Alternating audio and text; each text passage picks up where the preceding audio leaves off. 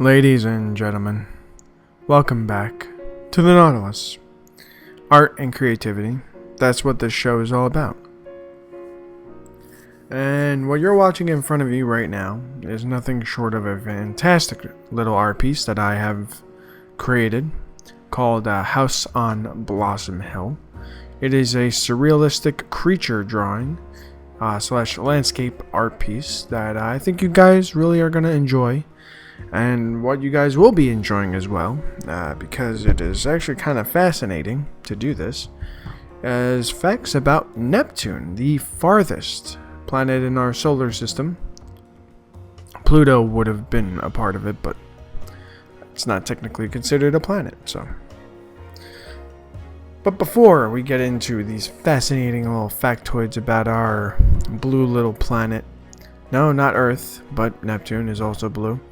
Please do me a very quick favor and hit that subscribe button, click that bell to get notified of all my uploads, and of course, please like this video and share it with people that you think might enjoy it as well. We get into the nitty gritty down here, ladies and gentlemen. I cover everything. And once again, these videos are test videos to see if anyone is paying attention to the videos. I can say videos again if you need me to.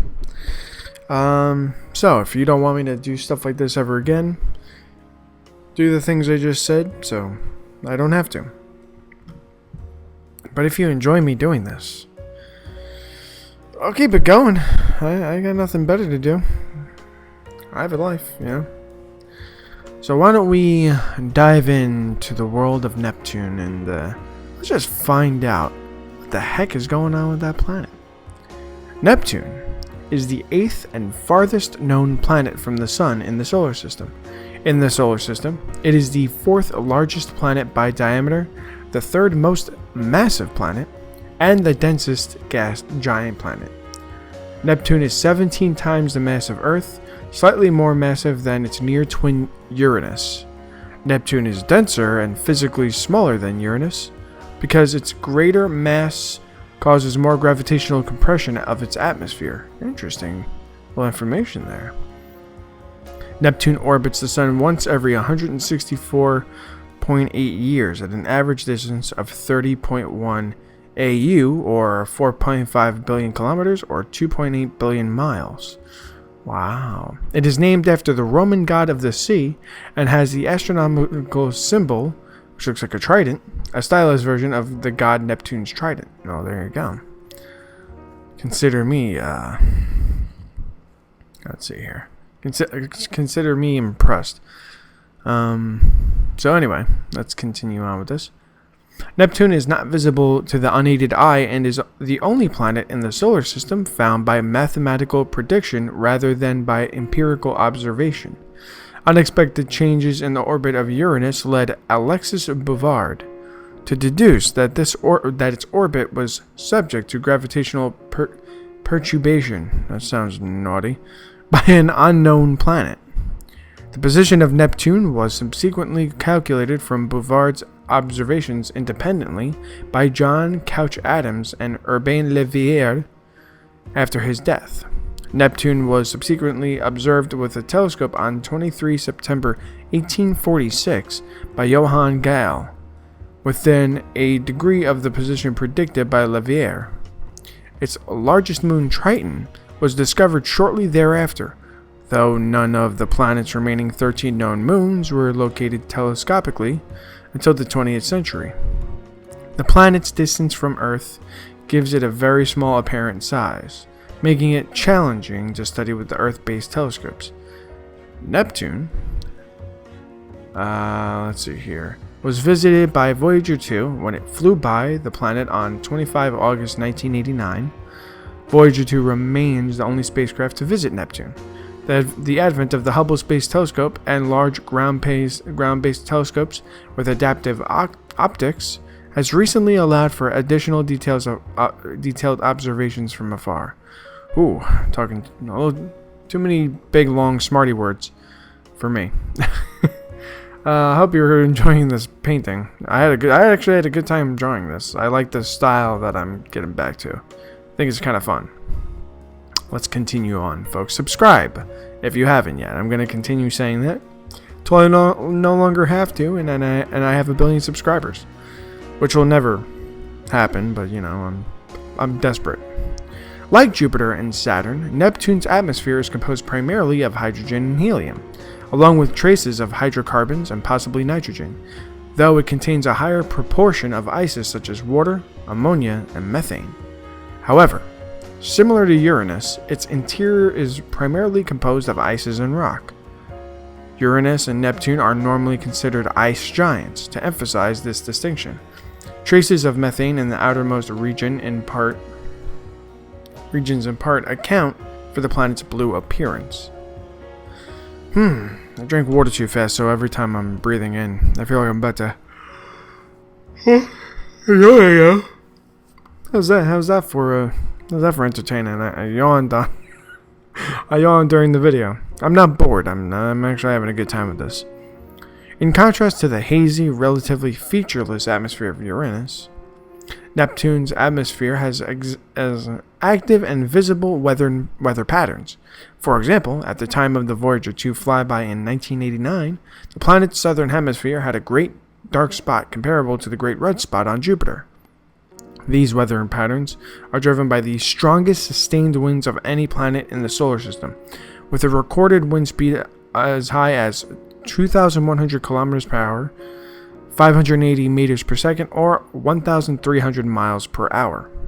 Because of its great distance from the Sun, Neptune's outer atmosphere is one of the coldest places in the solar system, with temperatures at its cloud tops approaching 55 Kelvin, negative 218 degrees Celsius, or negative 361 degrees Fahrenheit. Holy moly. Temperatures at the planet's center are approximately 5,400 Kelvin, or about 5,100 Celsius, or 9,300 Fahrenheit. Neptune has a faint and fragmented ring system labeled arcs, which was discovered in 1984, then later confirmed by Voyager 2. Well, back to Voyager 2.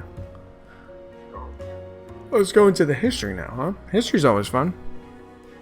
Once again, if you haven't yet, please subscribe. And I might do something else. Either other facts or just cool, entertaining trivia. Maybe. But mostly I'll just be talking about... I might go back to the story. I know you guys are hankering for more Gilderhand. More Gilderhand. I know. Trust me. I hear the complaints in the comments as my mouse decides to do a complete split on me. My mouse leg. My microphone. Stay upright. There we go. Alright. Let's go into the history. I have a few more minutes left. Some of the earliest recorded observations ever made through a telescope, Galileo's drawings on 28 December 1612 and 27 January 1613, contain plotted points that match up with what is now known to be the position of Neptune. On both occasions, Galileo seems to have mistaken Neptune for a fixed star when it appeared close in conjunction to Jupiter in the night sky. Hence, he is not credited with Neptune's discovery. At his first observation in December 1612, Neptune was almost stationary in the sky because it had just turned retrograde that day. This apparent backwards motion is created when Earth's orbit takes it past an outer planet. Because Neptune was only beginning its yearly retrograde cycle, the motion of the planet was far too slight to be detected with Galileo's small telescope. In 2009, a study suggested that Galileo was at least aware that the star, in quotes, he had observed had moved relative to the fixed stars. That's actually interesting information. I didn't know that.